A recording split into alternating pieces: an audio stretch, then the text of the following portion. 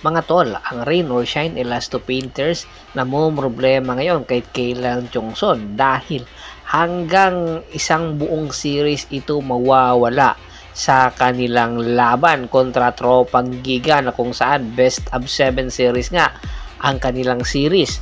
Malaking bagay daw itong si Kailan Chongson ayon mismo yan kay Coach Yeng Giao dahil nga isa itong import depender. Dahil nga sa pagkawala ni Kailan Chongson sa rain or shine Elasto Painters ay naghahanap ngayon ang rain or shine Elasto Painters na posibleng magiging import stopper dahil ito pa lang si Kailan Chongson pag-amin mismo ni Coach Yeng Giao ay merong iniindang injury. Hindi lang ito basta-basta minor injury dahil nga may connection pala itong kanyang ni-injury sa kanyang Achilles at kinakailangan talaga ipahinga ito ni Kailan Chongson. Kaya ayaw naman pilitin maglaro ng rain or shine management itong si Kailan dahil baka lumala ang kanyang injury. Lalong-lalo na nalalapit na ngayon ang paparating na Commissioner's Cup. Malaking bagay ito sa rain or shine Elasto Painters kung sakasakali maging healthy na ito.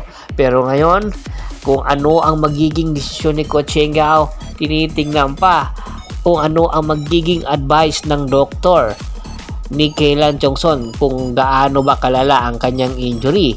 Nakita naman natin sa kanilang best of 5 series ng Magnolia sa game 5 nga hindi nga nakapaglaro na itong si Kailan Chongson, pero malaking bagay nga itong si Kailan Chongson sa rain or shine Elasto Painters dahil nga ang kanyang puntos bonus na lang dahil ang magiging papel pala nitong si Kailan Chongson sa rain or shine ay magiging defender ng mga import. Kaya malaking bagay at malaking kawalan ito sa rain or shine Elasto Painters sa kanilang series kontra Tropang Giga na kung saan ito sana ang magiging import or magiging defender ni Rondy Hollis Jefferson. Kinakailangan daw meron mag-step up na locals para maging defender kay Rondy Hollis Jefferson dahil nga napakaliksi at napaka-athletic nitong si Rondy Hollis Jefferson para problemahin ito ng rain or shine Elasto Painters. Kinakailangan hindi gumana si Rondy Hollis Jefferson sa kanilang magiging depensa para nang sa ganoon makapagsabay sila sa Tropang Giga dahil kung hindi ay tiyak sa kangkungan aabutin ang rain or shine Elasto Painters pag-amin mismo ni Coach Yeng Giao. Samantala, lipat naman tayo sa Northport Batangier. Itong si Jan Amores matapos nga ang insidenteng attempted murder neto ay nagdesisyon na ang Game Amusement Board o GAB na hindi na mabibigyan pa ng pangalawang pagkakataon ito na maglaro sa PBA.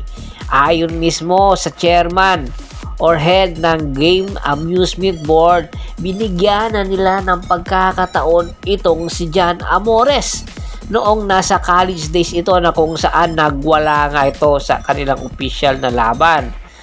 Ayon nga mismo sa head or chairman ng Game Amusement Board ay binigyan nila ng advice na magpunta at ikonsulta ang kanyang anger management. Pero sa pagkakataon ito, sa pangalawa niyang pagkakataon, nabigo siya na hindi niya maprotektahan ang kanyang sarili. At sa halip ay talagang inilabas pa rin niya ang kanyang init ng ulo dahilan para muntik na niyang mapatay ang kanyang nakalaban noon sa Laguna.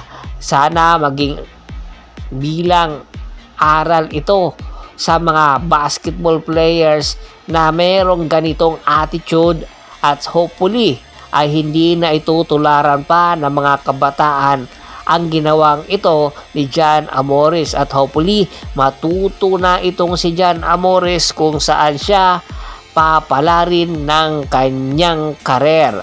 At bago pa man natin tapusin ang ating pintuhan, Shout out muna tayo sa ating mga solid na followers na laging sumusuporta sa atin kay Kagawad Kat sa kinudukusin ng Hagonoy, Bulacan. Adrian Dulay at sa Dulay Family, Malyari Mascareñas at sa Mascareñas Family, Anthony Laquialon, Ronald Bersobedad, Telemart Pangilinan, Ryan Pangilinan at Michael Pangilinan ng Apalit, Pampanga, Ricky Lanza ng Ricky Rider TV ng Tansa, Cavite. Marami pong salamat sa walang sawa niyong pagsuporta. Pakibisita na rin po ng bagong Facebook page ko na Boss Tor at Boss Idol para maging updated kayo palagi sa lahat ng sports kwentuhan. Bisitahin nyo na rin po ang YouTube channel ko na Percival Monteron Sports Channel. Marami pong salamat.